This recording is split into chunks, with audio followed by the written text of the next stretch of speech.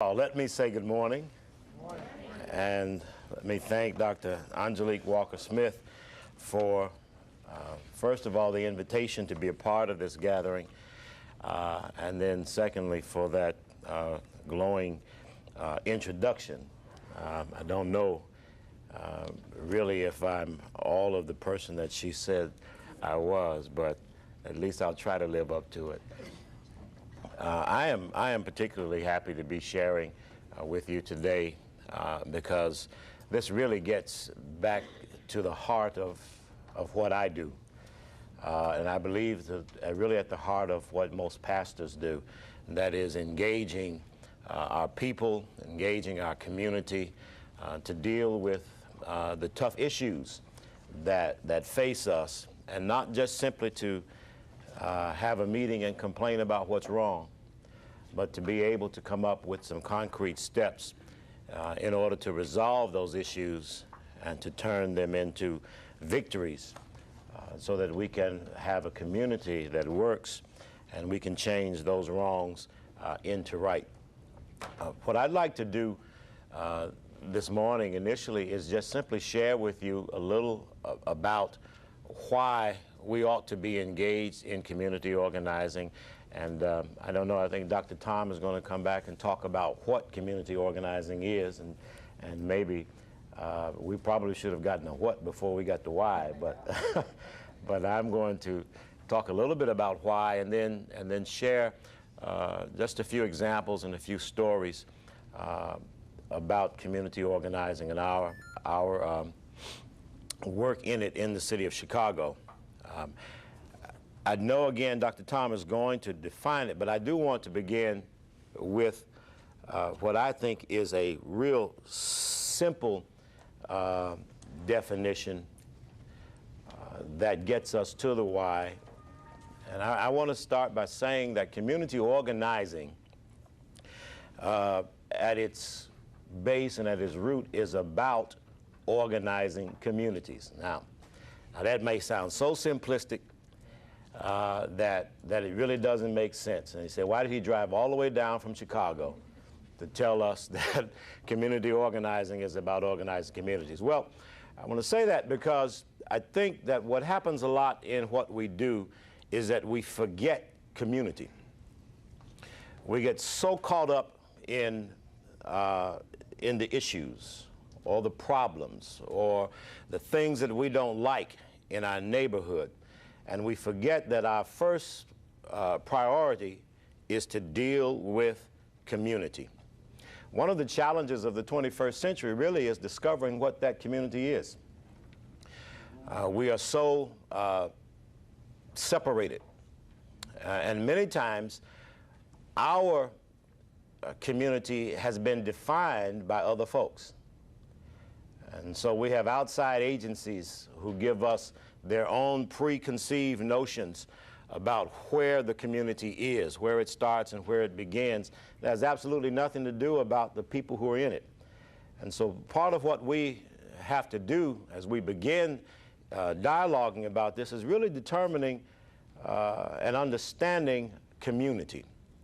I contend that there's a big difference between community and a neighborhood. A neighborhood is determined by outside boundaries, where you live. And many of us can get really settled into our neighborhoods.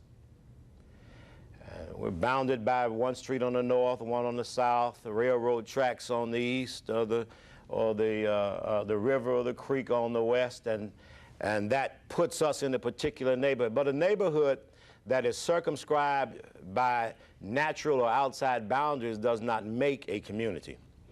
What makes a community are the people who live in it and the things that they share together, both good and bad.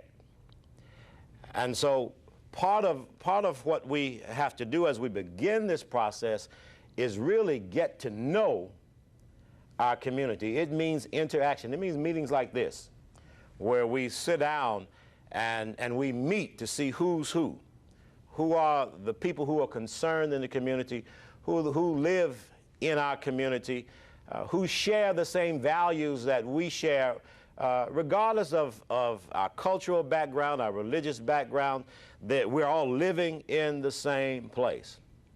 As I was sharing earlier with someone, that sometimes in the same neighborhood, you know, we have block clubs, and we go from block to block, but a block does not necessarily determine a community. I don't know how it works here in Indianapolis, but I host a lot of block club meetings at our church, and it's interesting to me that if there's a crime that goes on in 111th Street and Union Block Club, then the perpetrator runs down the alley. Well, the alley is between Union and Emerald. And so if you want to deal with the issue or deal with that perpetrator, you just can't deal with Union or that one block. You've got to deal with the folks on the other side of the alley. And sometimes in our neighborhoods, we forget that there are people who live behind us, who live around the corner from us, who share the same values that we share, and who have the same issues. And if we really just sat down and put them on the table and realize that we have a common need and a common agenda, we can come to some decisions about what to do about it. And so I begin again by saying that community organizing is first and foremost about organizing community. And there has to be community, not just a connection of neighborhoods, but a community of people who have shared values, who have common interests. And so when we all live in the same neighborhood and our property values are determined by what goes on, that's a shared interest. All right? It has a way of forcing us to become community. And so we need to get all of that out so that we understand who is our community, who is a part of our community, who shares our values, and who has the same hopes and dreams for their children as we do. Community organizing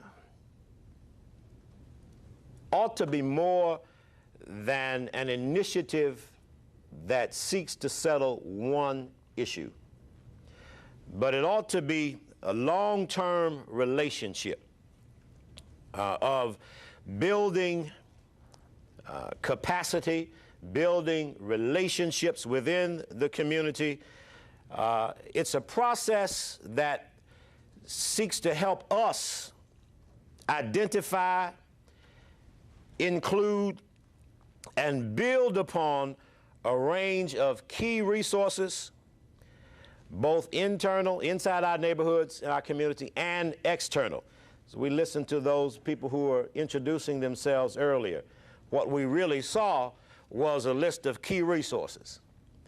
People who may live in the community, but many of them perhaps who don't live in our communities or your communities, but they are external resources that can help us address the issues that are in our communities. And so, you know, we really had church organizing 101 right with the introductions. All right, yes, yeah. And so it's a long-term process of building relationships. And I want to start there because community, understanding your community and developing a community has to start with building relationships.